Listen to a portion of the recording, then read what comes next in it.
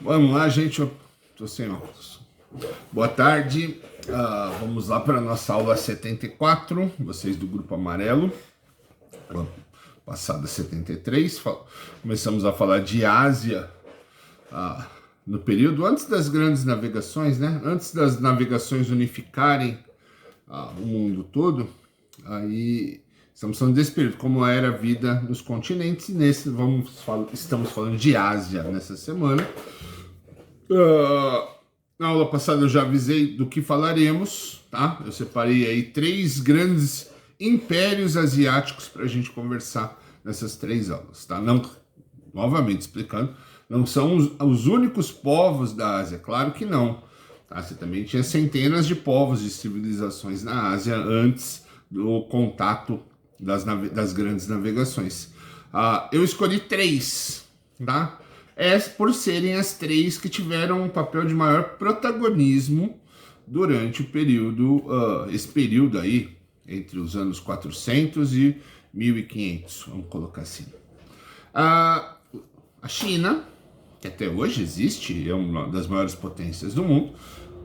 Os mongóis, que hoje tem o seu próprio país, a Mongólia, um país que fica ali entre a Ásia e entre a China e a Rússia, que hoje não tem uma importância muito grande, uma importância nem política nem econômica, mas que nesse período que a gente está falando foram importantíssimos.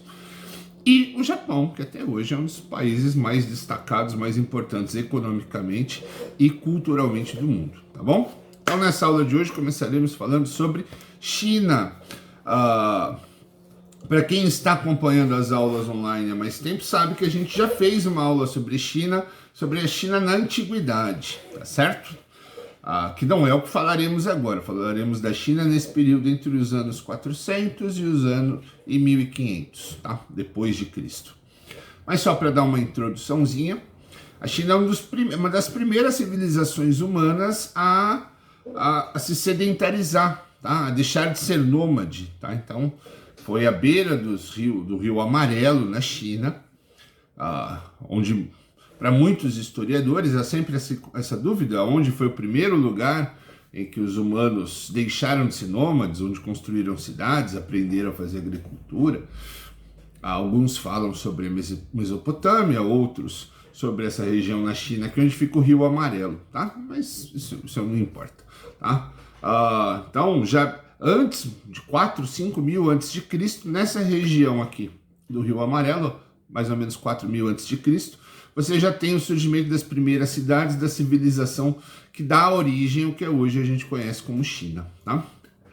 Então aqui eles aprendem a fazer agricultura, pecuária, vão surgir as primeiras cidades e surgindo a primeira, as pessoas vão aprendendo, né? Vai surgir a segunda, a terceira, a quarta. Rapidamente essa região toda vai estar repleta de cidades. Com o tempo essas cidades vão começar a lutar entre elas por terra, por escravos, vão se expandir, vão surgir impérios vão surgir, vão ser desfeitos, outro grupo vai dominar. E durante toda a antiguidade, a China caminhou mais ou menos dessa forma. Tá? Quem tem alguma dúvida, nas aulas anteriores falamos sobre isso, ok? Nesse período da Idade Média, após séculos de lutas, de mudança de domínio dessa região, de pequenos impérios maiores, impérios que vão se desfazendo e formando impérios pequenos, que depois novamente se reúnem, durante esse período que a gente, no nosso calendário, significa Idade Média, a China ela vai passar por períodos de dinastia, tá? Dinastia é o quê? É o governo de uma família.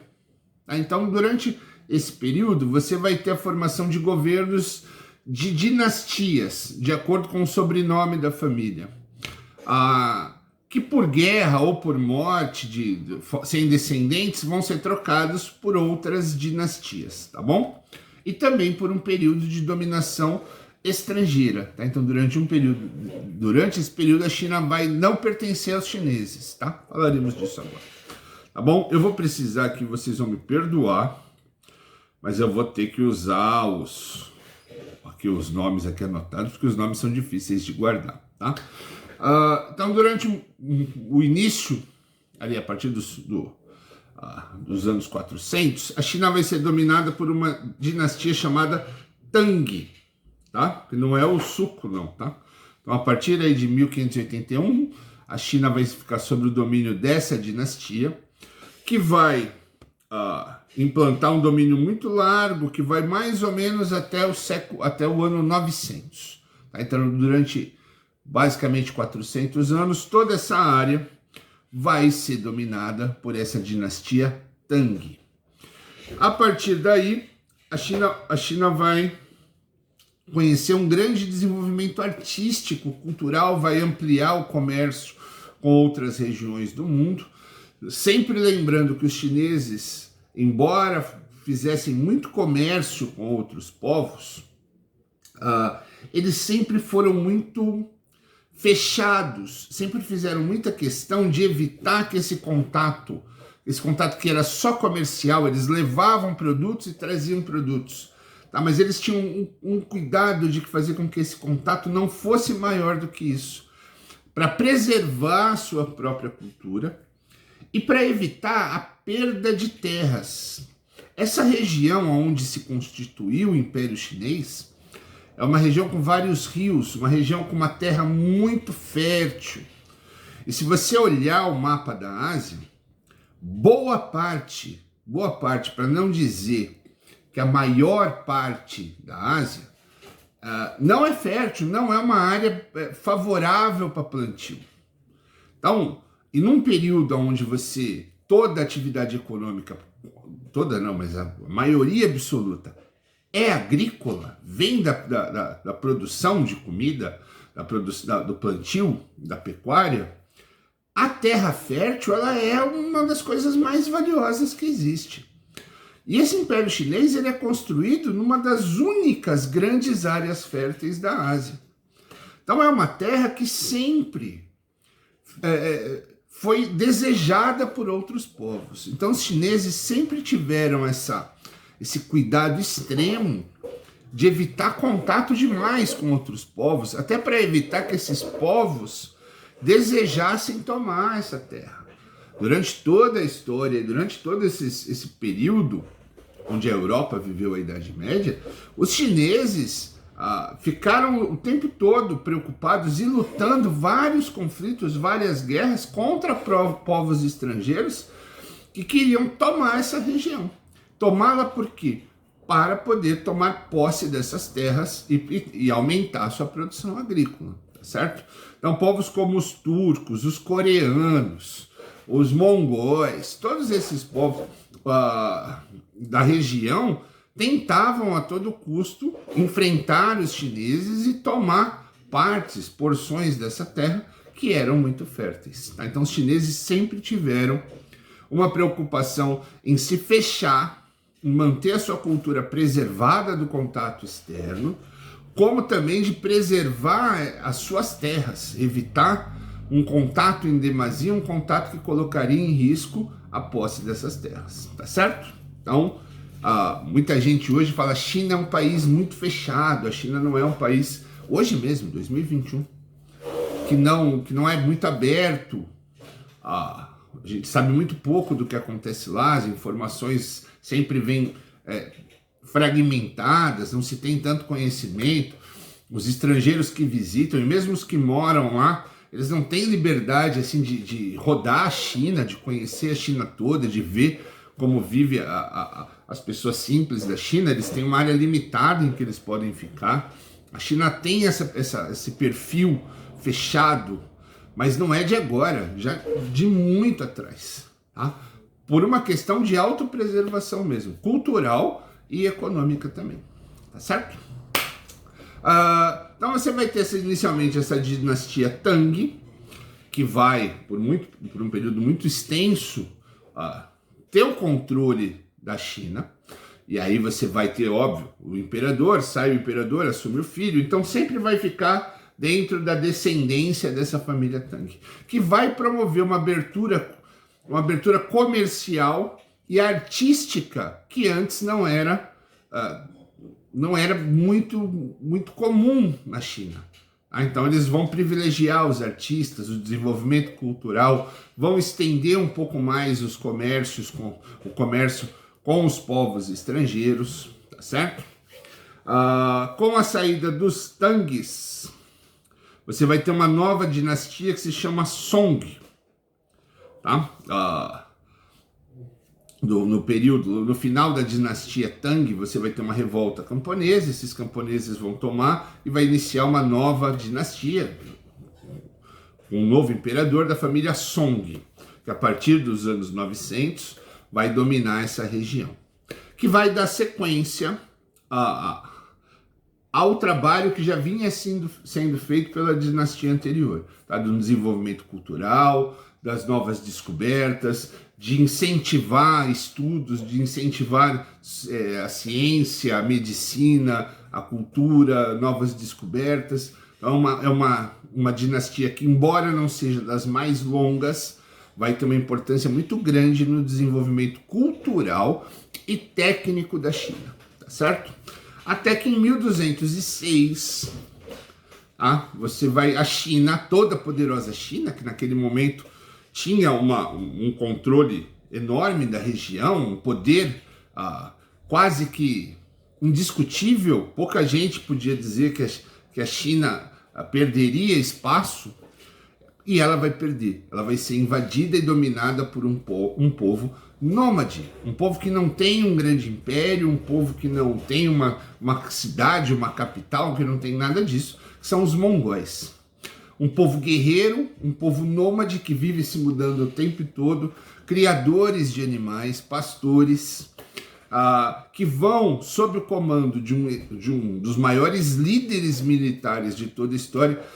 E aí você vai ter sempre a discussão do líder militar e um monstro, né? Se vocês forem pesquisar na internet, vocês vão achar essa figura. Gengis Khan é o nome dele. Tanto sendo algumas fontes tratando ele como um enorme líder militar, um dos maiores de todos os tempos, e você vai ver outras fontes tratando Gengis Khan como uma das pessoas mais monstruosas que existe, que fazia barbaridades, assim, bizarrices totais, de uma crueldade desmedida. Ambas as fontes estão corretas, tá? Gengis Khan era o líder dos mongóis, promoveu a invasão de diversas civilizações, não só dos chineses. Sob o comando de Gengis Khan, os mongóis dominaram uma área gigante da Ásia, formaram o maior império em tamanho de todos os tempos, tá certo? Então, era um líder militar excelente. Ao mesmo tempo, os mongóis daquele período e o Gengis Khan como seu líder eram conhecidos por uma brutalidade e uma crueldade desmedida. Ações que naquela época já eram consideradas como inaceitáveis, fora de qualquer padrão aceitável. Hoje, então, são coisas absurdas, como queimar inimigos, empalar, coisas terríveis, tá? Não era o único líder militar a fazer isso. Alexandre o Grande fez, César fez. Os líderes militares do passado não eram conhecidos por sua gentileza, tá? Eram cruéis, e para os nossos padrões de hoje, todos eles são considerados como pessoas de uma crueldade, monstros. Gengis Khan, até para os padrões da época, tinha atitudes cruéis, desmedidas, tá? Então ele ficou marcado para a história desses dois lados, né? Tanto por seu gênio militar, sua capacidade militar, como também por seu caráter cruel e desumano, tá bom? Mas não estamos falando de mongóis. Os chineses, então, por um longo período, por mais de um século, eles vão fazer parte do Império Mongol. Primeiro com Gengis Khan, por seu filho, e até que o seu neto, Kublai Khan, vai conseguir fazer a maior extensão de domínio, tá certo? Os chineses só vão retomar o império deles Deixa eu ver aqui. Com a dinastia Ming, em 1368, tá? Quando os chineses, a partir de uma revolta camponesa, que vai se tornar uma grande guerra, os chineses vão se unir e vencer os mongóis e expulsar os mongóis de sua terra.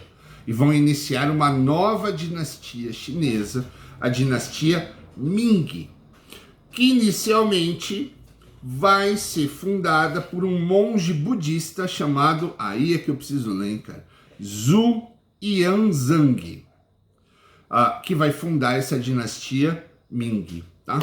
Com essa nova dinastia, com a retomada de suas posses, com a retomada do controle de suas terras, os chineses vão iniciar um período,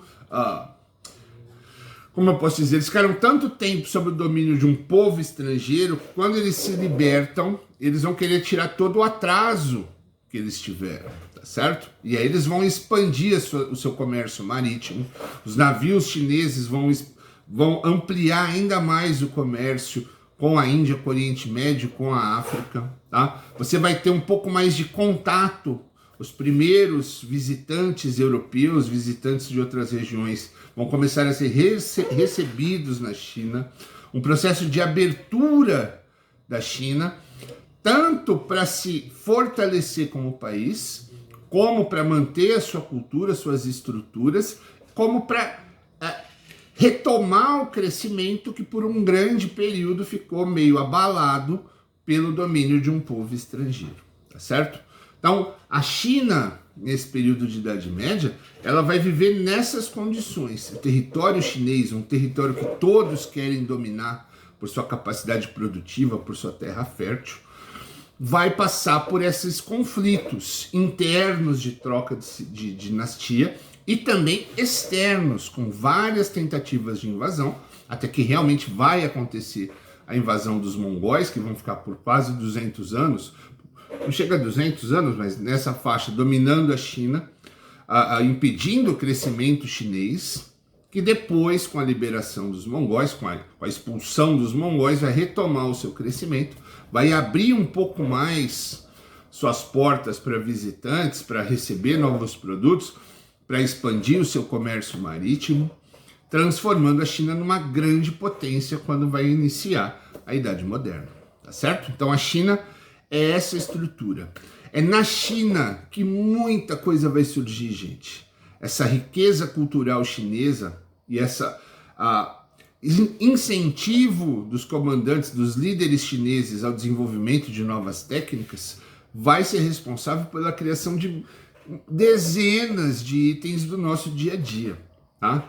Papel, a medicina, tecidos, técnicas agrícolas, técnicas marítimas. Então os chineses vão ser responsáveis a pólvora, que é o elemento que vai mudar a história do mundo. Tudo isso vai sair da China, tanto na antiguidade quanto durante esse período conhecido por Idade Média, tá certo?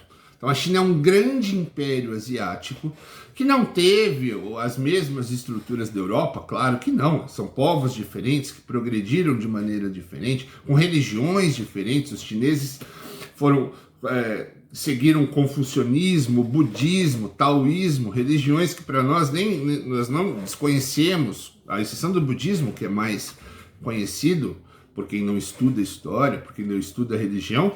O budismo todo mundo já ouviu falar, tá? Mas as grandes religiões chinesas eram o confucionismo, o budismo e o taoísmo, que até hoje, junto com o shintoísmo, domina toda a região, tá? Então não seguiam o cristianismo, tinham outras religiões, outro modo de vida, outras estruturas culturais, estruturas do dia a dia, mas que cresceram tanto ou muito mais do que qualquer império. Tá? Os chineses, mesmo sob o domínio mongol, eram um império imenso.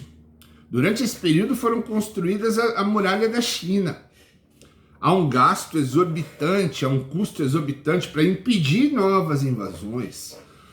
Então, um povo que constrói a muralha da China não pode ser considerado inferior a nenhum povo do mundo. É óbvio que não. Tá? Um povo que desenvolveu todas as técnicas e objetos e criações que os chineses desenvolveram, é um povo de um nível de desenvolvimento altíssimo, tá? Que não tinha tanto impacto na vida do ocidental, justamente por causa da barreira da Cordilheira do Himalaia, como por uma autopreservação do próprio povo chinês. Então você vê a Europa, a América, a África, todos esses povos sofreram influências entre eles. Essa influência oriental ela é muito tardia. Por quê? Porque os chineses, os japoneses, os próprios mongóis evitaram ao máximo qualquer contato por muito tempo, justamente para preservar sua própria cultura. Eles sabiam que qualquer envolvimento acima do mínimo causaria transformações na sua própria cultura, o que, obviamente, eles não desejavam. Tá? E quem somos nós para dizer que eles estavam errados? Tá certo? Espero que vocês tenham entendido. Qualquer dúvida é só colocar no formulário e voltamos a conversar na próxima aula sobre mongóis. Fui!